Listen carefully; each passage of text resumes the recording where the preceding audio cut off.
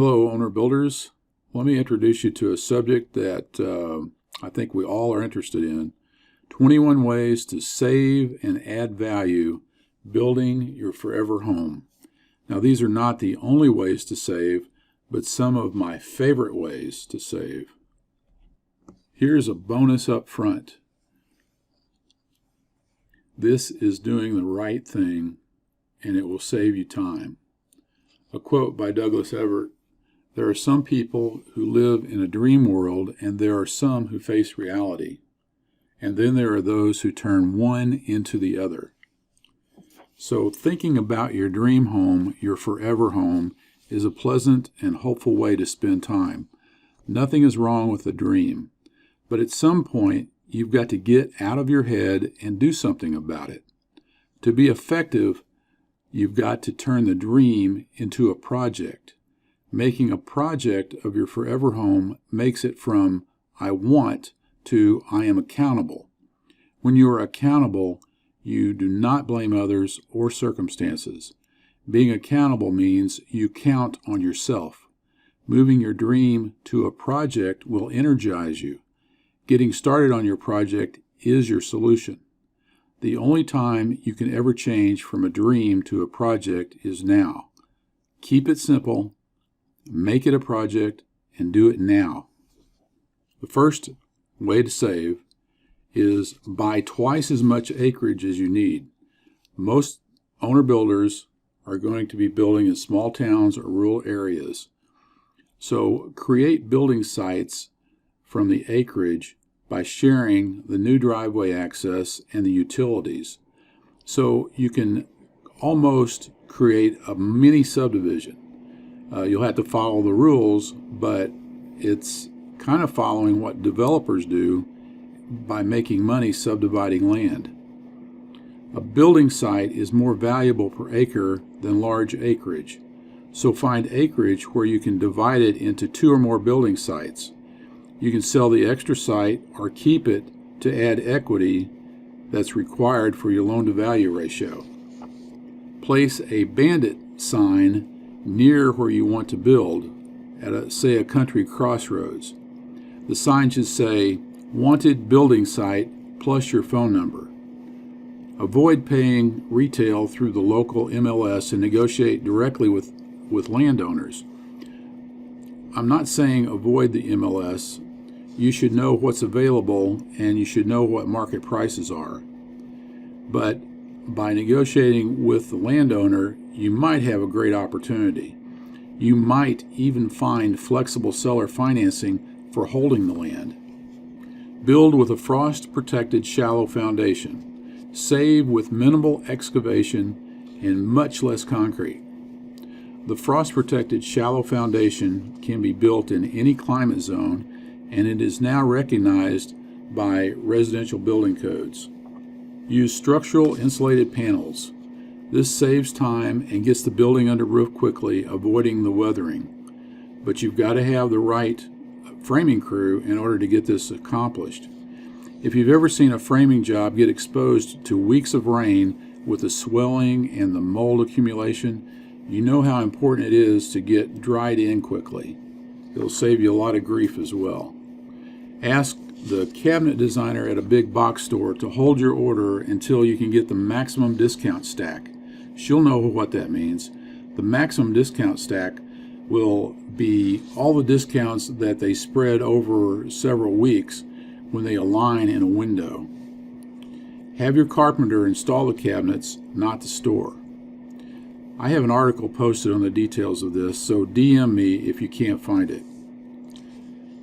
But I will add that the fit and finish of your cabinets relies more on your installer than the manufacturer.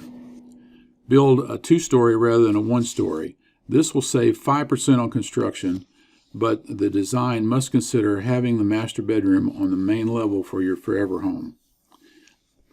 For a forever home, the minimum for the first floor should be 1,000 square feet to get a master suite, the kitchen, dining, and the living area.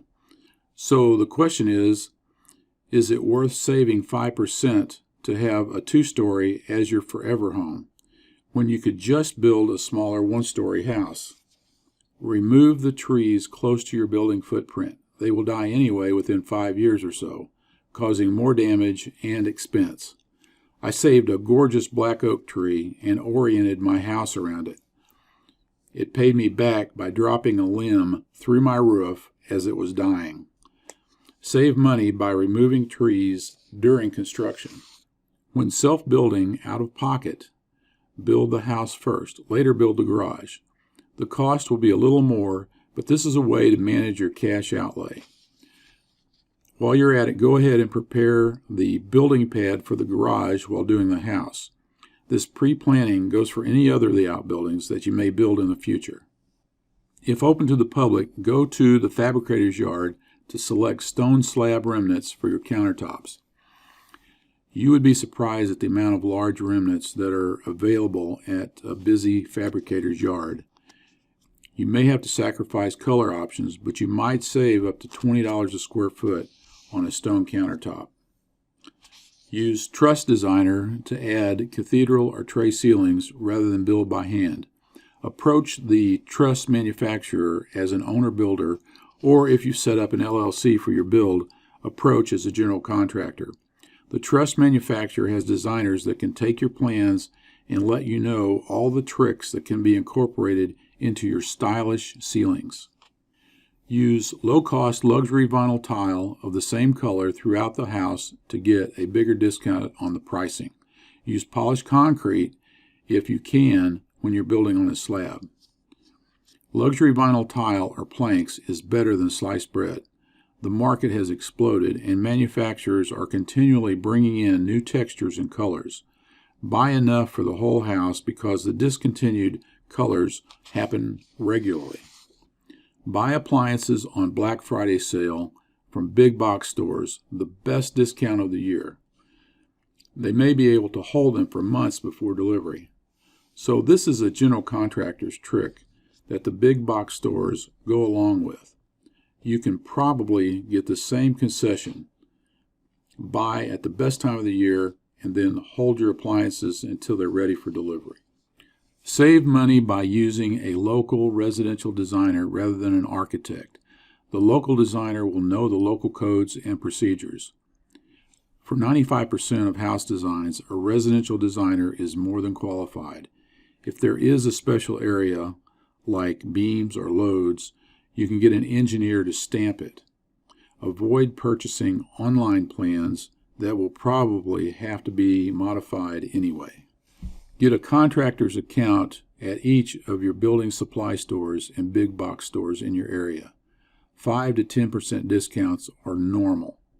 Most lumber yards and big box stores offer the builder's discount to owner builders who set up the account. You must pay monthly and on time to preserve the discount, though. Utilize tight specifications and very clear plans. Get accurate bids from vetted contractors. Being diligent with your communications in every way to every contractor will save you time and money. It will also cut down on the cost of change orders. Use a bank that specializes in construction to permanent loans and save fees. Save on points and interest by going with a bank that likes owner builders. If you have to finance your project, get to know your banker early on. Okay, here's a big one. Be your own general contractor and save up to 20% of building costs while adding the value to your home. A general contractor doesn't work for free. Your biggest savings could be in doing the general contracting yourself. The market value of your property includes the cost of a general contractor, whether you do it yourself or not. So if you do it, you're still saving money and adding value. Build your home yourself, saving up to 10% in marketing fees that would have been paid to a retail builder. The market value of your house will be in comparison to the market price of retail houses sold when built to market acceptable standards. Again, you are saving money and adding value. Do the detailed and hard work of shopping for materials, dialing for dollars. Sourcing the best prices is hard work. Keep everything organized with bid sheets that follow the scopes of work and specifications. Last but not least on the list, Avoid building in functional obsolescence. Don't go it alone. Consult with those pros who can guide you to the perfect forever home. Get insight before you build. Future-proof your new home by making it adaptable to possible changes in the future. It will cost far less now than if you did not consider the future needs that are going to come up anyway. So what other ways can you save money and add value building your forever home? Give us your comments below, and of course put in a like or a heart for this Facebook algorithm so that everybody else in the group will be notified. Thank you very much.